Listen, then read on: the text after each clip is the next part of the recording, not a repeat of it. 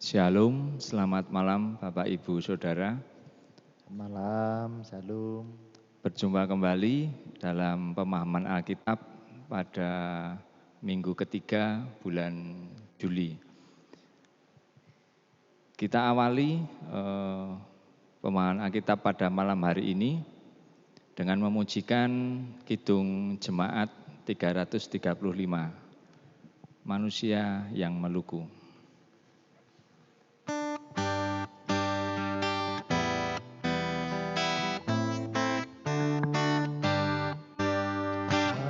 Manusia yang meluku menaburkan benih, tetapi kesuburan Tuhanlah yang memberi. Air hujan dikirimnya dan panas yang segar, akhirnya padi tumbuh menghijau dan mekar. Apapun yang baik semata anugerah, dan karena itu pujilah kasih-Nya yang mesra. Sebelum kita mendengarkan firman Tuhan, kita akan berdoa terlebih dahulu. Saya hantarkan. Terima kasih Tuhan atas berkat-Mu pada malam hari ini, walaupun saat ini kami masih melakukan pemahaman Alkitab dari rumah kami masing-masing. Kiranya Tuhan bimbing kami, Tuhan sertai kami satu persatu, hamba-hamba-Mu. Tuhan, saat ini kami akan mendengarkan firman-Mu yang akan disampaikan oleh Bapak Pendeta Dhani Arianto. Kiranya Tuhan berkati apa yang akan Bapak Dhani sampaikan, kiranya seturut dengan firman-Mu.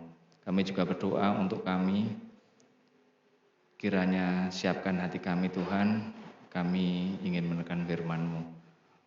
Terima kasih Tuhan. Awal, pertengahan hingga akhir dari pemohonan kitab ini hanya kami serahkan dalam nama Tuhan kami Yesus Kristus. Kami berdoa dan bersyukur. Amin.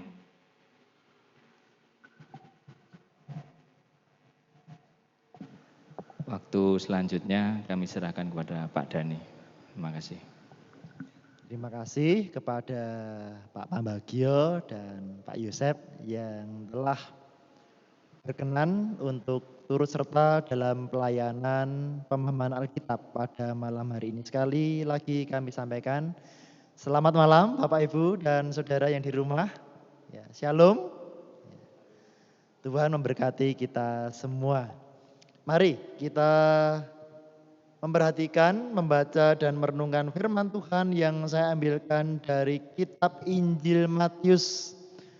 Kitab Injil Matius pasal 13 ayat 1 sampai 9. Silahkan dibuka Alkitabnya. Kitab Injil Matius pasal 13 ayat 1 sampai 9. Demikianlah firman Tuhan. Pada hari itu, keluarlah Yesus dari rumah itu dan duduk di tepi danau. Maka datanglah orang banyak berbondong-bondong lalu mengerumuni dia, sehingga ia naik ke perahu dan duduk di situ. Sedangkan orang banyak semuanya berdiri di pantai.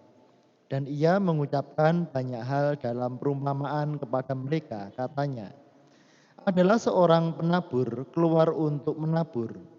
Pada waktu ia menabur, sebagian benih itu jatuh di pinggir jalan. Lalu datanglah burung dan memakannya sampai habis. Sebagian jatuh di tanah yang berbatu-batu, yang tidak banyak tanahnya. Lalu benih itu pun segera tumbuh, karena tanahnya tipis. Tetapi sesudah matahari terbit, layulah ia dan menjadi kering karena tidak berakar. Sebagian lagi jatuh di tengah semak duri. Lalu makin besarlah semak itu dan menghimpitnya sampai mati. Dan sebagian jatuh di tanah yang baik lalu berbuah. ada yang 100 kali lipat, ada yang 60 kali lipat, ada yang 30 kali lipat. Siapa bertelinga, hendaklah ia mendengar.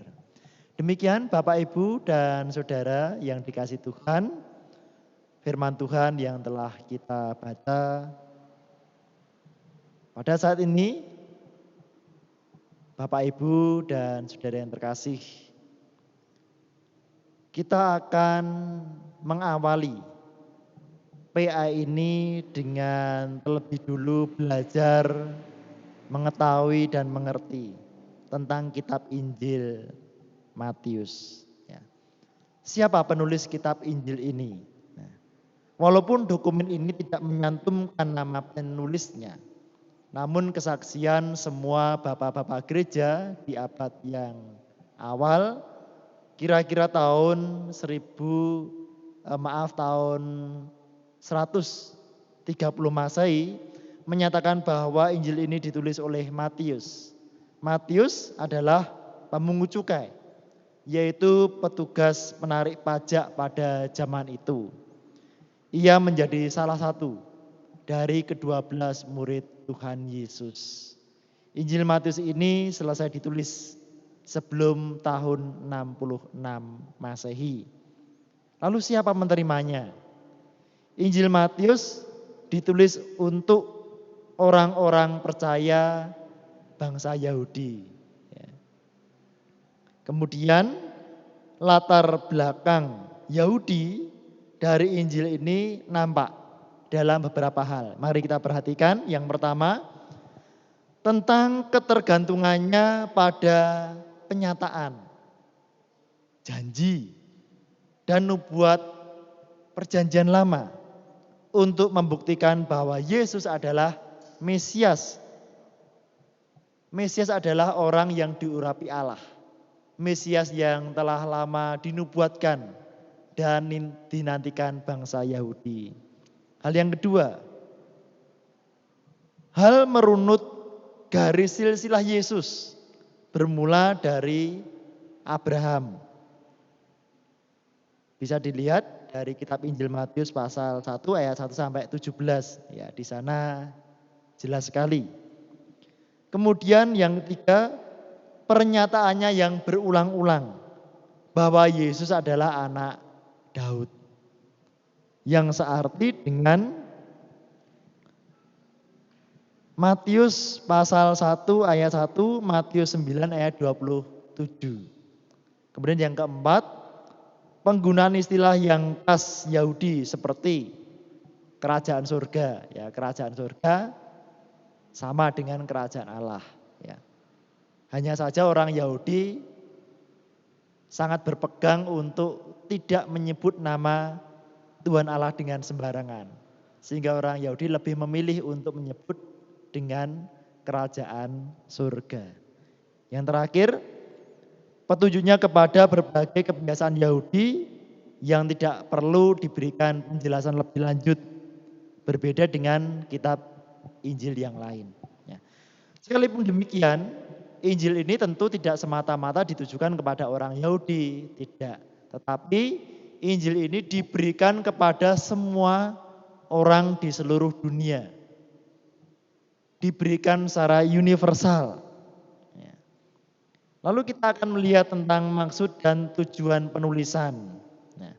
Maksud dan tujuan penulisan Injil Matius ini. Yang pertama, untuk memberikan kepada para pembaca tentang kisah seorang saksi mata bagaimana ia melihat pelayanan Tuhan Yesus. Bersaksi tentang kehidupan Tuhan Yesus sendiri. Yang kedua, untuk meyakinkan para pembaca bahwa Yesus adalah anak Allah yang dinubuatkan oleh nabi-nabi perjanjian lama yang memang sudah lama dinantikan oleh orang Yahudi. Dan yang terakhir, untuk menunjukkan bahwa kerajaan Allah dinyatakan di dalam dan melalui Tuhan Yesus dengan cara yang belum pernah terjadi sebelumnya. Bapak, Ibu, dan saudara terkasih, pada awal perikop ini, ayat yang pertama kita perhatikan, Pada hari itu keluarlah Yesus dari rumah itu dan duduk di tepi danau. Yesus keluar dari rumah itu. Rumah siapa? Ya. Alkitab memang tidak menyebutkan secara jelas ini rumah siapa yang dipakai oleh Tuhan Yesus untuk memberitakan firman, untuk melayani. Tetapi kita bisa menduga bahwa sang pemilik rumah memang telah mengizinkan, telah merelakan rumahnya dipakai oleh Tuhan Yesus untuk sarana pelayanan, untuk sarana pemberitaan firman Tuhan. Nah, di sini kita bisa belajar bahwa yang namanya kerelaan hati dan pengorbanan sangat diperlukan untuk bisa mendukung pekerjaan Tuhan di dunia ini. Oleh karena itu mari saya mengajak kepada kita semua, apa yang kita miliki, apa yang kita punya, mari kita persembahkan kepada Tuhan. Biarlah Tuhan memakainya untuk menjadi sarana pelayanan, sarana pemberitaan firman Tuhan. Meskipun mungkin nama kita tidak pernah tercantum di dalam daftar sponsorship, daftar donatur, daftar dalam persembahan warta gereja, tapi yakinlah bahwa nama kita telah dicatat di dalam kitab kehidupan. Bapak, Ibu, dan Saudara, kita lanjutkan. Setting tempat di mana? Tadi dikatakan Tuhan Yesus duduk di tepi danau. Danau yang terkenal pada waktu itu adalah Danau Galilea. Orang menyebutnya juga sebagai Danau Tiberias. Danau Genesaret itu nama yang sama dengan Danau Galilea. Lalu kita melihat pada ayat yang selanjutnya. Maka datanglah orang banyak berbondong-bondong lalu mengerumuni dia sehingga ia naik ke perahu dan duduk di situ. Sedangkan orang banyak semuanya berdiri di pantai. Tuhan Yesus dikatakan lalu naik ke perahu. Perahu siapa?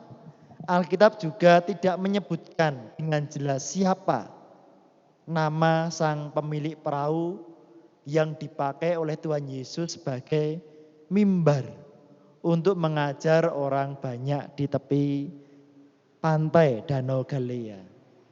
Sama seperti yang saya utarakan di atas bahwa ternyata dalam bacaan ini, dalam satu bacaan saja setidaknya kita menemukan ada 2 orang yang tidak disebutkan namanya dalam kitab suci, tetapi memiliki peran dan andil yang besar untuk mendukung pelayanan Tuhan Yesus. Nah, kira-kira apakah Bapak, Ibu, dan Saudara tertarik untuk mendukung pelayanan Tuhan Yesus? Meskipun tadi nama kita tidak pernah dimuat atau dicantumkan atau diwarta gerejakan. Bapak, Ibu, dan Saudara, tapi satu hal yang perlu kita yakini bahwa jika Tuhan berkenan menerima persembahan kita, artinya Tuhan pun berkenan menerima keberadaan kita yang hina, yang berdosa, yang sesungguhnya tidak layak di hadapan Tuhan. Betapa bahagianya Bapak, Ibu, dan Saudara ketika kita bisa turut berperan serta di dalam mendukung pelayanan Tuhan Yesus melalui apa yang bisa kita berikan, melalui apa yang kita punyai. Dan ini berkenan di hadapan Allah semesta alam. Lalu selanjutnya yang perlu kita renungkan Bapak, Ibu, dan Saudara, mengapa Tuhan Yesus membuat jarak antara dirinya dengan orang banyak? Apakah tidak bisa Tuhan Yesus ya di pantai sajalah, membaur, hidup dekat berdampingan dengan orang banyak. Tidak perlu membuat jarak dengan cara naik perahu menyeberang agak jauh sedikit. Nah, Bapak, Ibu, dan Saudara, tentu Tuhan Yesus di sini berkenan hidup berdampingan dan membaur dengan orang yang berdosa. Tetapi kita bisa melihat bahwa apa yang dilakukan Tuhan Yesus ini adalah untuk menunjukkan supaya pemberitaan firman Tuhan ini bisa efektif dan efisien. Apa yang difirmankan oleh Tuhan Yesus bisa didengarkan oleh semua orang yang ada di pantai. Ya. Bukan masalah Tuhan ingin membuat jarak, ya, social distancing atau physical distancing, tidak. Tapi supaya firman Tuhan bisa diberitakan secara efektif dan efisien. Tuhan sangat mengasihi manusia sehingga ia rela turun ke dalam dunia untuk melaksanakan pelayanan, untuk memberitakan Injil Kerajaan Surga. Selanjutnya, Bapak, Ibu, dan Saudara, Tuhan Yesus bahkan perlu berpindah dari sebuah rumah yang kita lihat rumah itu terbatas, berpindah ke pantai yang lebih luas, supaya lebih banyak orang yang bisa bertatap muka dan mendengarkan firman Tuhan. Kita melihat orang banyak begitu antusias, ya, akan pengajaran Tuhan Yesus.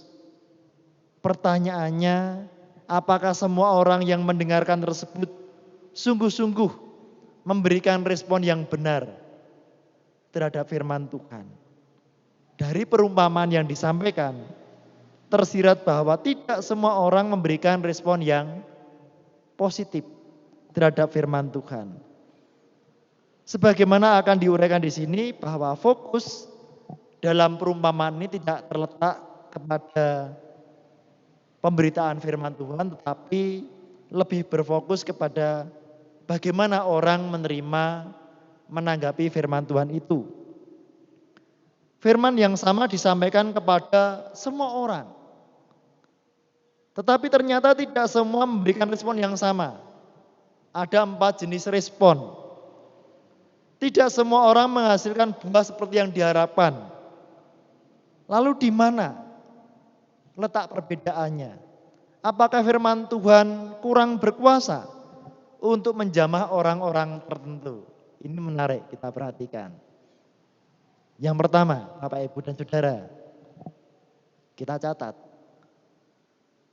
Yang pertama adalah benih yang jatuh di pinggir jalan dan dimakan habis oleh burung. Bahkan dalam kitab Injil Lukas ditambahkan benih itu juga diinjak-injak oleh orang. Bagi orang-orang Yahudi saat itu, perumpamaan yang disampaikan oleh Tuhan Yesus sangat mudah untuk ditangkap. Antar ladang biasanya ada sebuah jalan setapak yang sempit, yang kering, jalan yang keras karena mondar-mandir seringkali dilalui oleh orang, bandingan. Bagaimana ketika para murid Tuhan Yesus pada waktu itu berjalan di tengah ladang untuk memutik bulir-bulir gandum, ya, dalam Matius 12 ayat yang pertama. Bagian tanah ini tidak pernah dibajak karena memang untuk jalan sehingga tetap keras dan kering. Nah, benih yang jatuh di sana tentu tidak akan bertumbuh, tetapi akan diinjak orang yang lewat atau bahkan dalam perumpamaan tadi disambar, dimakan oleh burung sampai habis. Yang kedua, benih yang jatuh di tanah yang berbatu sehingga tidak berakar dan mudah layu. Walaupun petani sudah mengolah, sudah membajak tanah sedemikian rupa, mengambil batu-batu, tetapi tetap saja masih ada yang tersisa. Masih ada batu yang tersembunyi. Nah, jika benih ini jatuh di atas batu yang tersembunyi dan tanahnya tipis, maka memang ya bisa tumbuh. Tapi hanya sebentar saja. Bisa berakar tapi akarnya tidak bisa dalam karena terhalang bebatuan tadi. Nah, persoalannya akar itu seharusnya masuk lebih dalam untuk mendapat air dan nutrisi, tapi kenyataannya tidak bisa. Hal ini tidak dapat dilakukan karena terhalang oleh batu tadi. Nah, akar yang pendek dan persediaan air unsur hara yang sangat terbatas membuat tanaman ini cepat layu. Ketika terkena sinar matahari yang terik, tanaman ini cepat kering. Karena apa? Tidak berakar. Orang Kristen yang tidak berakar kuat kepada firman Tuhan juga cepat layu, cepat ngelokro, cepat kering ketika ada sinar matahari yang terik, ketika ada ujian. Oleh karena itu jadilah orang Kristen yang berakar kepada firman Tuhan. Yang ketiga, benih yang jatuh di semak duri sehingga mati terhimpit oleh semak itu. Bapak, Ibu, dan Saudara, salah satu musuh petani adalah rumput liar. Mungkin sang petani telah berusaha semaksimal mungkin untuk mencabut, untuk membersihkan semak duri, rumput-rumput liar. Tapi kenyataannya memang tidak bisa bersih semua. Ada akar, ada rimpang yang masih tersimpan di dalam tanah. Dan itu memungkinkan untuk tumbuh. Ya. Pertumbuhan tanaman gandum mungkin lebih lambat, lebih cepat semaknya. Ya. Sehingga tanaman gandum akan terhimpit oleh semak duri, ya, oleh semak belukar. Nah, Bapak, Ibu, dan Saudara, tipe benih yang ketiga yang jatuh pada tanah yang ada semak durinya ini merujuk kepada orang yang mendengar firman Tuhan tetapi kecintaannya terhadap dunia membuat mereka tidak bisa berbuah. Nah, bagian selanjutnya dari ayat ini berbicara tentang tipu daya kekayaan. Bapak, Ibu, firman ini tidak berbuah bukan karena kesulitan, bukan karena penderitaan, tapi berbicara karena cinta akan dunia. Ya. Cinta akan kekayaan, kenyamanan, kemewahan. Berapa banyak orang yang karena terhimpit, terpikat oleh kemewahan, kekayaan, imannya tidak menghasilkan buah. Yang keempat, Bapak, Ibu, dan Saudara, benih yang jatuh di tanah yang subur dan berbuah banyak. Ayat 8. Menurut ukuran agrikultural, pertanian pada waktu itu menghasilkan 10 kali lipat sudah tergolong banyak. Karena rata-rata petani pada waktu itu menghasilkan buah yang baik 7,5. Tetapi di sini ada yang 30 kali lipat, 60, bahkan 100 kali lipat. Tentu ini menunjukkan hasil yang sangat melimpah, hasil yang luar biasa. Tentu tentang angka 30, 60 atau 100 tidak perlu kita persoalkan. Yang penting adalah bagaimana kita hidup menghasilkan buah yang lebat, yang baik, yang memuliakan nama Tuhan. Benih yang keempat ini menunjuk kepada mereka yang mendengar, mengerti firman Tuhan, dan kemudian melakukan dalam kehidupan hari lepas hari. Seperti yang sudah diterangkan di bagian awal bahwa pengertian ini bersifat spiritual, bukan intelektual. Jadi firman Tuhan saya kira bukan untuk perdebatan ya, bukan untuk adu pinter, adu argumentasi tidak. Tapi bagaimana firman itu kita mengerti, kita simpan dalam hati. Bagaimana kita berupaya untuk melakukan firman itu dalam kehidupan kita setiap hari. Hal yang perlu kita tegaskan di sini adalah bagaimana kita menyimpan. Bagaimana kita secara konsisten untuk memegang firman Tuhan itu dalam kehidupan kita. Perubahan terjadi di dalam hati. Bukan hanya sebatas pikiran atau perasaan belaka. Perubahan ini juga terus menerus di tengah situasi dan kondisi apapun. Terakhir kesimpulan ya Bapak Ibu ya. Kesimpulannya apa? Ketiga jenis pendengar firman Tuhan, tadi apa yang pertama? Yang diumpamakan jatuh di pinggir jalan, di tanah yang berbatu, ataupun di tanah yang bersemak duri. Endingnya akan mengalami kematian. Tapi lihatlah yang terakhir. Firman yang jatuh di hati yang baik. Di hati yang siap untuk mendengarkan dan merenungkan firman Tuhan. Untuk melakukannya. Ini akan menghasilkan buah yang lebat. Buah yang baik. Buah yang menyenangkan hati Tuhan. Maukah Bapak, Ibu, dan Saudara hidupnya berbuah di hadapan Tuhan? Pertanyaan untuk direnungkan. Mari kita tanya hati kita masing-masing ya. Yang pertama, apakah yang membuat firman Tuhan menarik untuk kita baca, untuk direnungkan, untuk dilakukan dalam kehidupan kita? Apakah yang membuat firman Tuhan menarik untuk dibaca, direnungkan, dan dilakukan dalam kehidupan kita? Apa? Firman Tuhan apakah cukup menarik kita baca, kita renungkan Bapak Ibu, kita lakukan. Yang kedua, apa yang menghambat kita untuk membaca dan mendengarkan firman Tuhan? Pernah mau baca firman Tuhan kok rasanya ya gimana ya? Hambatannya apa ya? Bapak Ibu bisa menjawab sendiri ya. Yang terakhir, yang ketiga, kalau tadi ada hambatan, bagaimana cara mengatasinya? Bagaimana solusinya? Supaya firman Tuhan tidak ada halangan, tapi bisa masuk ke hati yang baik, hati yang siap untuk menerima firman Tuhan.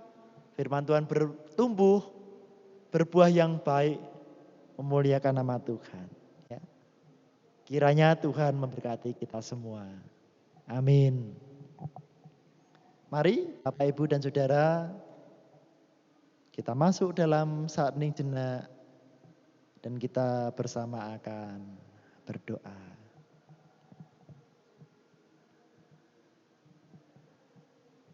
Tuhan Allah Bapa kami bersyukur atas firman Tuhan yang boleh kami terima dan kami renungkan pada malam hari ini.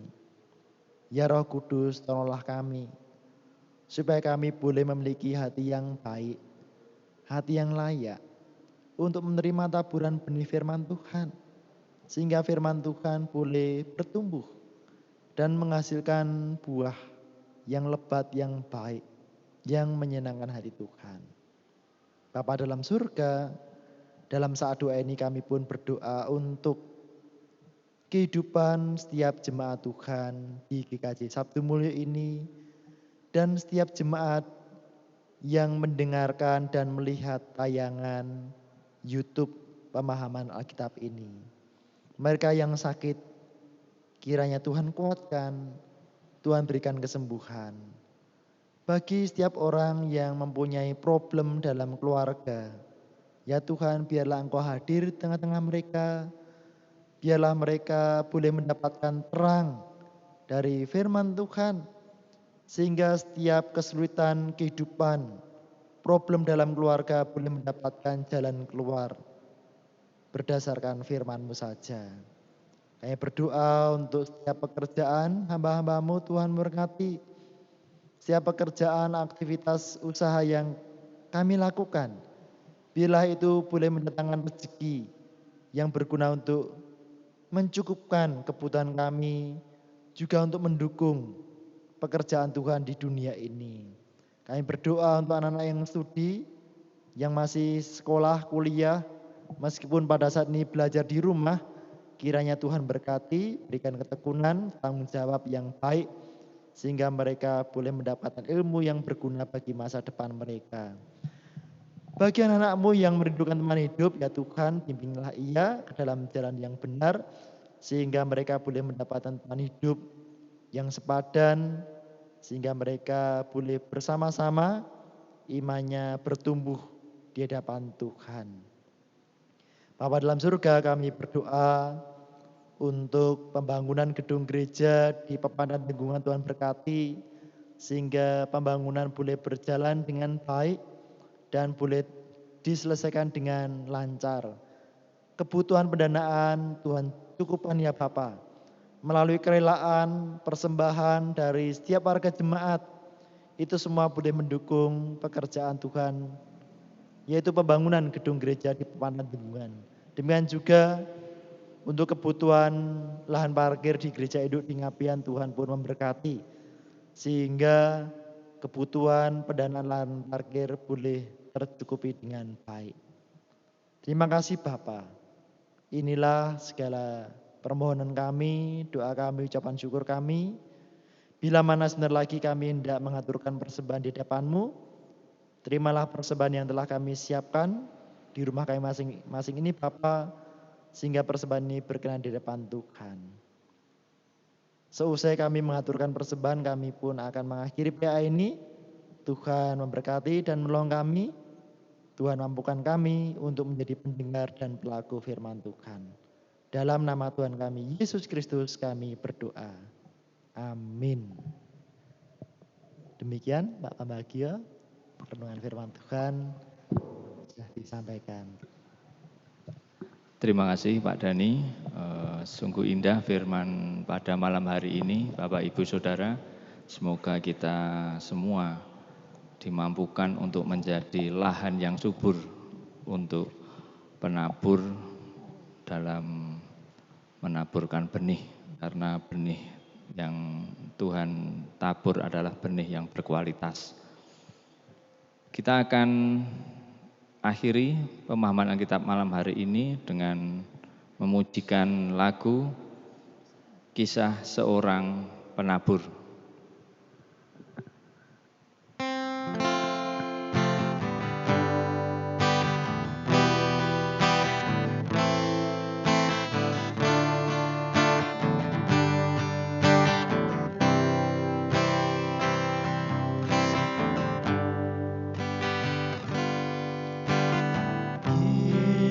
Kisah seorang penabur, diiringi isak tangis yang tiada pernah lelah dan putus asa. Dia berjalan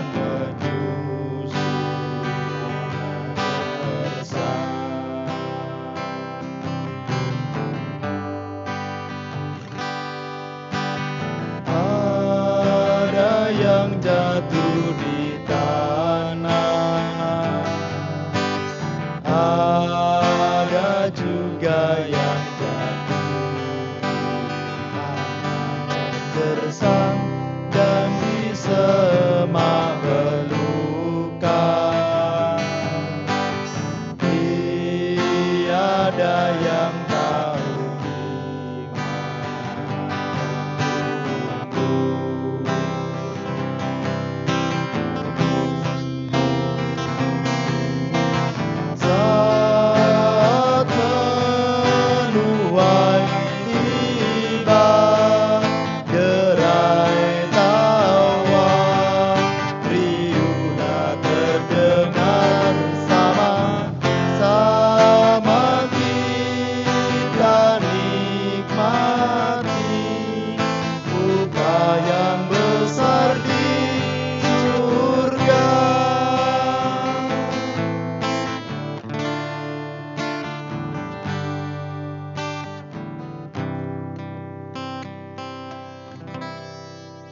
Demikian Bapak Ibu, pemahaman Alkitab pada malam hari ini. Kiranya kita selalu diberkati dengan firman-firman Tuhan.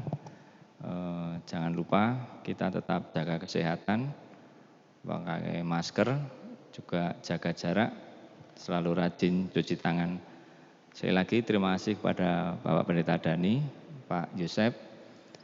Selamat malam, Tuhan Yesus memberkati. Tuhan Shalom. memberkati. Shalom.